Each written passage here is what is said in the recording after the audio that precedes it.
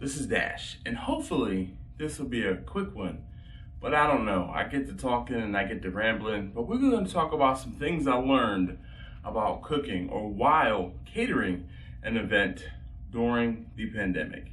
Hey yo, this is Dash.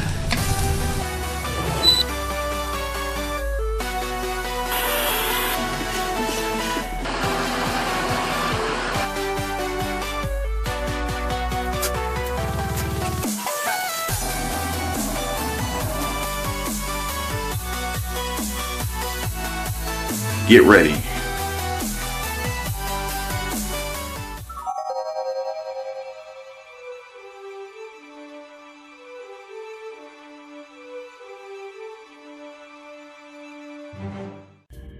All right, guys, so here we go. I know you guys especially love when I do these lessons learned videos or these lessons learned talks. The problem is I can't really do a lessons learned unless I have an event and I learn something. Don't know if you noticed, but we're in the middle of a pandemic and there's been a lot of things that have not been doing a lot of business. Now, I have been doing some small events here and there, and when I say small event, I mean a little dinner party or a family that's getting together and having dinner and they order some ribs, or they might order a brisket, or they might order some wings, but nothing along the scale of what I did for this particular wedding reception. That being said, there were some things that I had to do a little differently. Now, there were some things that I learned, not necessarily because of the fact that it was during the pandemic, but the specific venue that I was using or that was used had some additional requirements on me. First thing, I had to buy single event insurance. Now, maybe some of you guys can help me with this, because the single insurance or the single event insurance that I found was rather expensive. It was like $200, almost $250 for a single event, to insure a single event. And that single event insurance did nothing but cover the venue if I messed something up. Well, of course, I'm not gonna mess anything up, or at least I'm gonna try not to mess anything up, but accidents happen, and that $200 or $250 came out of the money that I got from the bride and the groom, who were obviously who contracted me to do the reception. Yeah, that ate a huge chunk out of my profit, and that was something that was unforeseen when I signed up to do this event. When I went for right before I went for the survey is when I got notice from the bride that the venue required this insurance. And I'm thinking, oh, okay, yeah, it'll be something rather inexpensive. No. In the 5 years, 6 years that I've been doing the small event catering businesses and things like that I've done, I've never had to have this type of insurance before. So this is where I'm going to call on you guys. I know there's some of you guys out there who have had or have had to deal with this before. Maybe you guys can hook me up, help me out, tell me what I did wrong or where I need to be looking at. Let's get into some more specific details about things I did differently because of the pandemic. Now, thank goodness we are at the point where we are allowed to have, I think gatherings of up to 50 people or 100 people. But in the beginning, that was not the case. And because that was not the case, there were no events that were, large party events. Now, with that being said, this event that I did was for under 50 people, and some of the precautions I took were to limit the amount of people that touched things, or the things that people were touching when it came to food related things. All right, obviously you are going to be touching different things and then using your hands to eat and or using utensils to eat. So we wanted to limit the touches. So we put a lot of thought, and when I say we, my wife and I, we kind of sat down and figured out some things that we could do to help limit the touches. First thing, usually, or one of the things that was requested was a salad. Usually when you do a salad, you put a bowl and you use tongs and put salad on someone's plate, and they get a salad dressing and they touch and pick up the salad dressing and they put the salad dressing on their plate. And then they touched the tongs, they touched the salad dressing bottle, they touched, umpteen other things. And then of course they go down and more or less a buffet line is how I set things up. They go down the buffet line and they're using the spoons, they're using the tongs, they're using anything else that has to be touched, right? So we limited that by, we put the salads in individual bowls. So I was able to buy individual bowls to put, small bowls to put the salads in. Now that was great, but that was an extra cost to me that I couldn't pass off to my customer, because of the fact that I had already agreed to the pricing before I realized I was gonna have to set up a lot of these different things. So I want you to think about, you might have to charge a little bit more because of the fact that you have to incur additional charges. Now, did I make a profit on this event? Yes. Did I make as much profit as I would have liked? No. The next thing, we got I found individual salad dressings in packets so that people could just grab that salad, that individual packet of salad dressing, and that be that. And again, to limit touches, multiple touches on a specific salad dressing bottle. Barbecue sauce. I took some barbecue sauce and I poured it into individual 2-ounce cups and laid those out so that there was not going to be that. I could not find individual packets of barbecue sauce, or at least of the barbecue sauce that the customer requested. One of the other things too that I thought about, I used the canopy, and I had the canopy and that was great, which helped with the sun. One of the other things I thought about, or I needed to have with me when doing an event at night, always bring light. I think that is something I need to put on a checklist or something I need to put down. And I have some area lights and some spotlights or something like that I could have hung from the canopy to help light the canopy. Maybe if you could get some battery operated lights that you can hang around or string around the canopy just to give you a little bit of light. Now the good thing is your eyes will adjust, but the camera, I tried to show you, you guys saw hopefully in part 3, that it got dark and you weren't able to see what was actually going on. So by the time the service started, it was dark, or too dark for the camera to pick up, but we could still see there was some light coming in or bleeding out of the carriage house where the reception was happening, and we were set up outside, just outside of the carriage house. I'm trying to think of, there were some other things that I thought about. Help, okay? Help. My wife volunteered to help me with this event. Typically, or more often than not, because of the fact that I set the food up and then everyone who is eating will touch the tongs, touch the spoons, and do all the service themselves, all I usually have to do is backfill anything. So if there's any additional food that I need to put in pans, I can do that. I can answer any questions, and I can be a one-man show.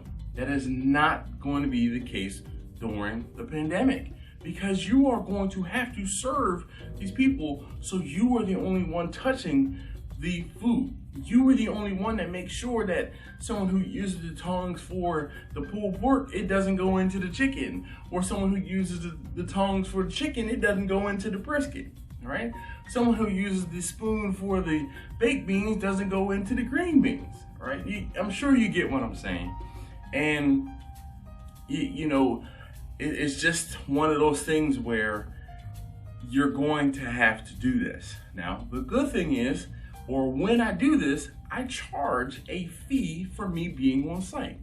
Now, my charge for being on site might be different from your charge. Don't ask me what I charge. I'm not going to tell you, and it's not that I'm not going to tell you. I don't want to set you up for failure. I've been at this a little longer than you may have been, and I can charge a little bit more for that service because I've been at this a little while. If you're just starting out, you might have to reduce the amount, or you have to determine what your market will bear. Meaning, if you're in some little teeny town, in some little teeny place, you're not going to be able to charge $100 an hour to stand and serve people food, okay? Now on the converse to that, if you're in the middle of a big city, you might be able to charge $100 an hour to stand and put food on someone's plate. You are gonna have to figure out what your market, right, what your area will be able to bear as far as the labor cost, okay? So that's another thing I learned. I definitely need to make sure that I have help with me whenever I'm doing an event like this, where I'm trying to do it all from the service side. Other than that, I think I had everything else well prepared. I've gotten to the point where I bring extra spoons, extra tongs, extra, napkins. I even brought individually wrapped forks and knives. So it was a fork, a knife, a packet of like salt and pepper in one of those little, like a little wrapper. The only problem is they don't look very good. So for this reception, for this specific reception, the bride said that she wanted us to use, or she wanted the people who were there to use the forks and the knives that she bought, the forks, knives, and spoons she bought. Excuse me. But I did bring a container or have containers to put those forks, knives, spoons in, because I'm not just gonna lay them out. You might have to make sure you remember to bring some sort of basket or some sort of, I have like a cylinder. It's like a shiny metal cylinder. It's not a cup, so it's a cylinder that I can put those utensils in and stand them up, and people can go ahead and get them. We tried to space them out, spread them out in the cup so that it would not be someone reaching in and having to dig through and touch all of them to get those things out. But other than that, I mean, we really didn't have, we had zero problems. It's one of those things where I don't want to jinx myself, but the event is done. You guys saw it, so I can tell you, we had no problem. We were able to set everything up. We were able to get everything going. Obviously, gloves, multiple glove changes throughout the day.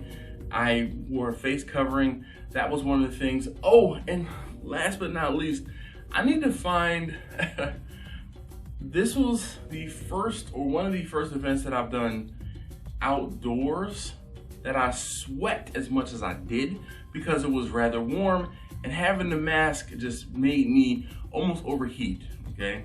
I was really, really hot, and I was in front of the customer and the other folks who were there. So one of the things that I need to do is I need to actually get some black shirts, but I want to get some like button-down shirts or polo shirts, but I want to get my my company logo, at least this the bull and the drum with the Steel Drum Smokers Barbecue embroidered on the shirt. So if any of you guys have any experience or any suggestions on something along those lines, that would be great and very helpful. But I am going to wrap this up. I think that was about it, and that was just like a brain dump. And unfortunately, it's been like 2.5 weeks since I did that event, and I wish I would have been able to get the time to do this this video sooner, but unfortunately, it didn't work out. I really want to take a moment and say thank you guys who have been watching my videos for quite some time. Those of you who really have stuck by me and really love these lessons learned videos when I just do a straight talking video and there's no action, there's no nothing. But again, this is a brain dump, and I try to get some ideas and I try to get my thoughts out to help not only myself so I can look back at this later, but hopefully I can help at least one of you guys and trigger something that says, oh, hey, that's a good idea. So the best things to come from this particular event were the individual salad dressings.